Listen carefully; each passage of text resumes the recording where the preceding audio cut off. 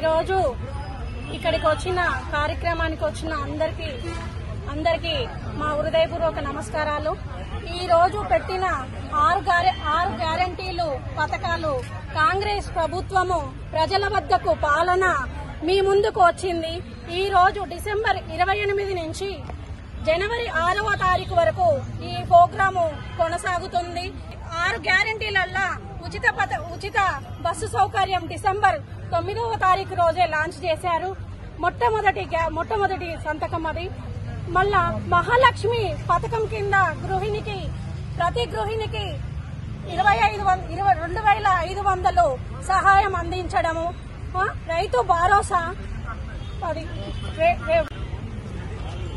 ఇల్లు లేని వాళ్ళకి ఇన్ని రోజులు గత ప్రభుత్వాలు డబుల్ బెడ్రూమ్ ఇస్తామని మభ్యపెట్టిన వాళ్ళకి ఈ రోజు ప్రజల ముందుకు వచ్చి ఇందిరమ్మ ఇల్లు అని ప్రతి ఒక్కరికి లబ్ధి పొందే విధంగా 200 ఇంటి గృహానికి కరెంటు విద్యుత్ 200 యూనిట్లు వచ్చే ఉచితము కల్పిస్తూ ఒంటరి మహిళలకు కూడా వాళ్లకు ఉపాధి పింఛన్ రూపకంగా ఇచ్చుకుంటూ 18 సంవత్సరాల నుంచి 55 సంవత్సరాల లోపు వాళ్లకి 2,500 మహాలక్ష్మి పథకం కింద వాళ్ళు అర్హులవుతారు.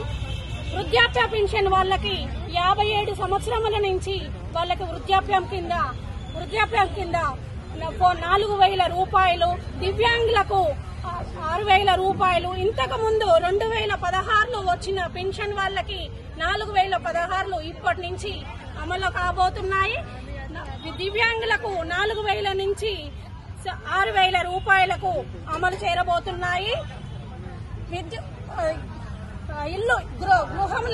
ఇంటి స్థలము లేని వాళ్ళకి ఇంటి స్థలం ఇచ్చి 5 లక్షల రూపాయలు సహాయం అందించబోతుంది ఈ ప్రభుత్వము.